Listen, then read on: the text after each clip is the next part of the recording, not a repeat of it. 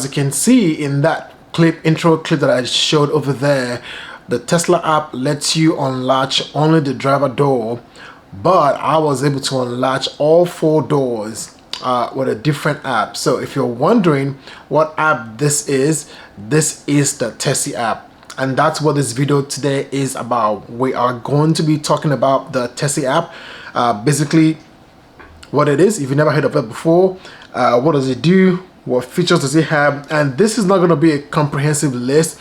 I'm just picking on some key things here from my experience using this app over the past year to share. And also, this is not a sponsored video. It's not, Tessie hasn't reached out to me to do this or anything. This is just me using this app for some time now and seeing the good things that it does. And I just wanted to share, there's folks who are always out there looking for good apps to use with Tesla that offer them a lot of features and offer a lot of things that they could use. And so this is the one that I personally use a lot more. So if you're wondering, well, why Tessie when there are other third-party Tesla apps out there, like I said, this is from my experience. I've used a few, or I've tried a few of the other third-party apps. I've tried Tesla, I've tried Teslafy, I've tried UpToWatt, I've tried Nikola.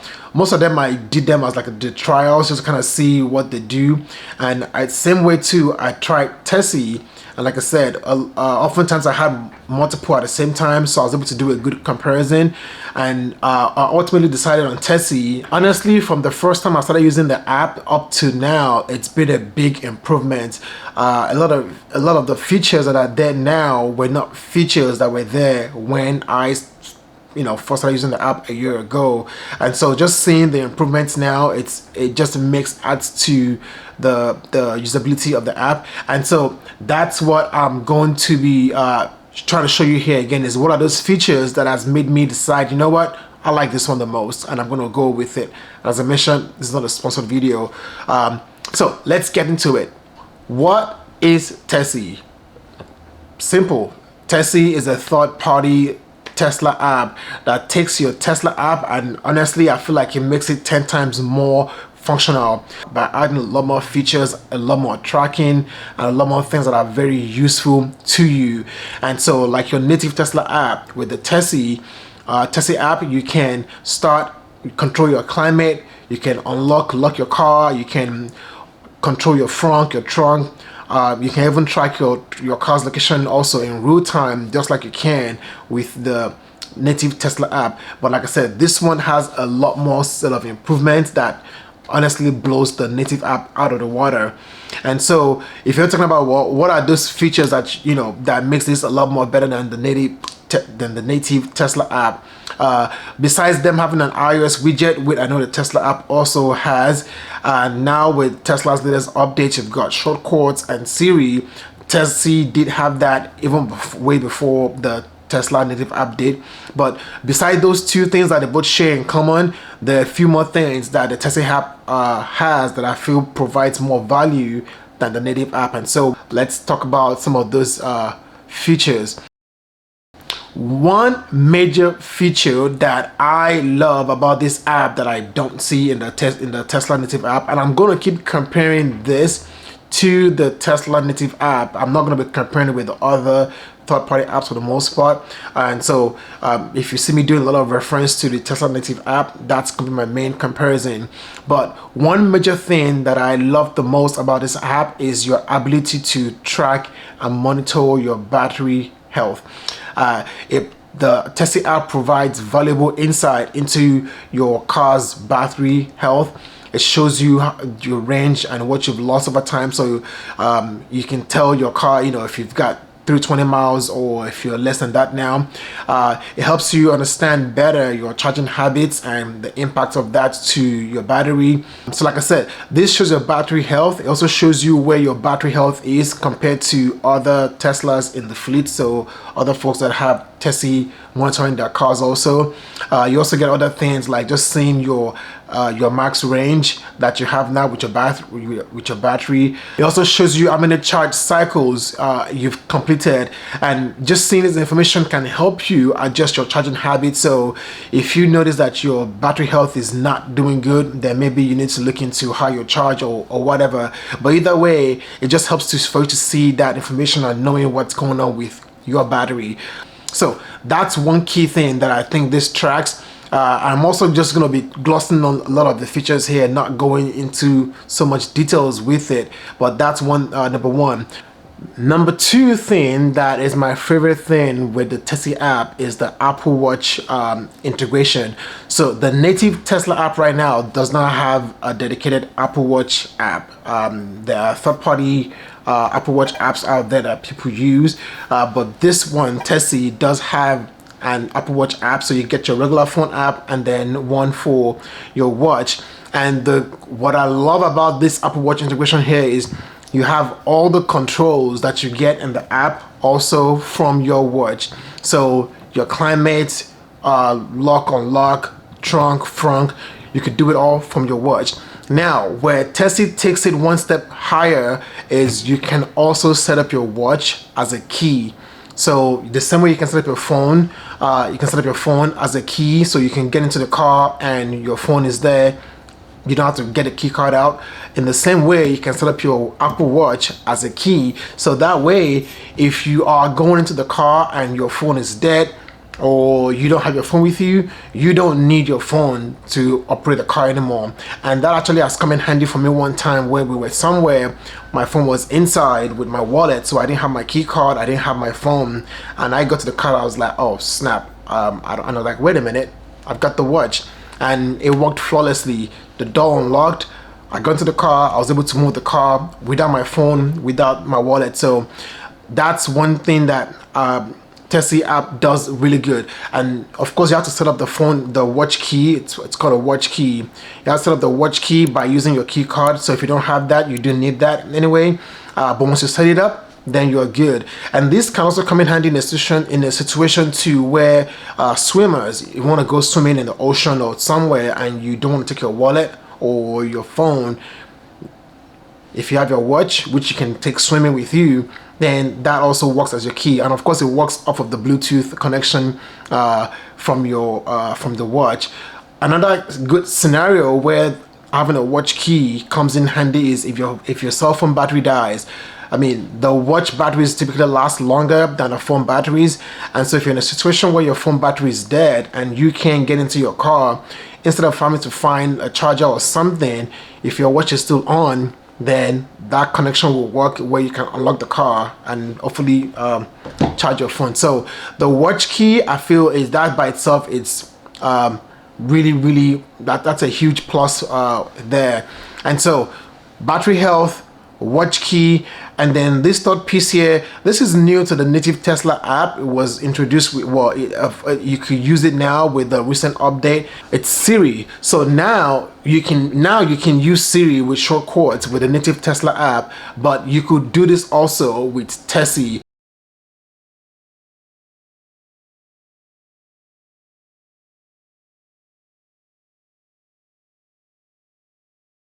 And that's one thing that I use a lot too. So especially when it comes to AC and in this current heat wave that's going on around the country, once I'm leaving a venue, now I just get my phone and I say, hey Siri, start AC, and by the time I get to the car is already cool for me to be able to get in there and I'm not dealing with all that heat. So Siri integration, shortcuts, a lot more improved with the Tessie app over the Tesla native app. Number 4 thing that I also like about this app that you won't get or you don't get right now in your native Tesla app is detailed history.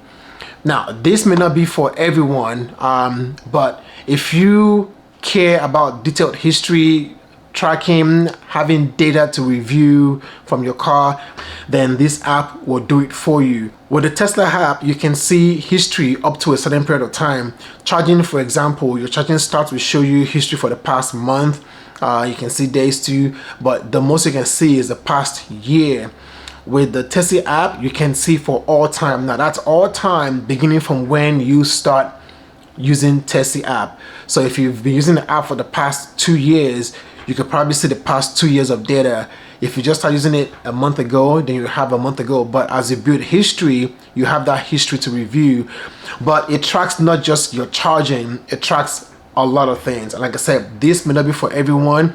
It tracks a lot of things. It tracks your driving, it tracks where you've parked, it tracks where you've idled, it tracks everywhere you've charged. So again, if you don't like all that tracking, may not be for you. However, if you want the app for the other features but you don't want the tracking piece, there is an option to disable tracking, so you can still use the controls but not have the tracking piece in this app. So that's a good thing, where they've thought about being able to turn that off for folks who don't want all that data being captured.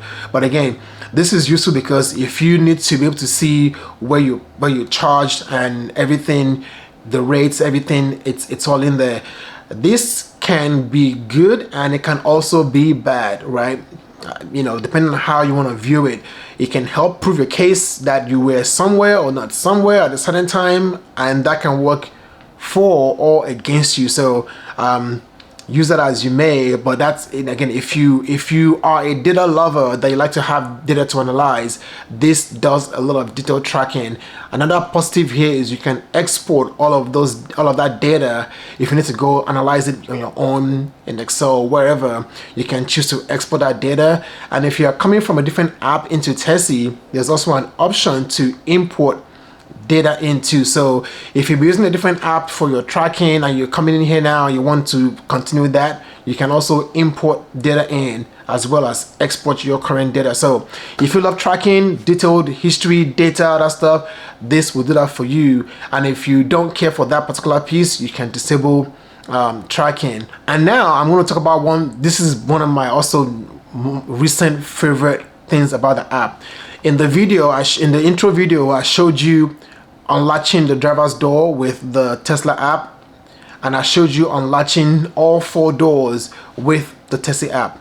That is one feature that you have in here that's also above what you have in your native Tesla app. Tessie has the option to unlatch any and all doors. So say you're a family of 4, you're trying to get into your car, it's about to start raining and you're trying to get to the car pretty quickly, you can choose to unlatch all 4 doors before you get to the car. So when you guys get there, you're just getting in, it's less worry, less stressful, nobody's fiddling with the door with rain coming down on you. That's just one scenario. Lots of other scenarios where this can also be helpful. People like rideshare drivers, so Uber, Lyft, kind of a thing.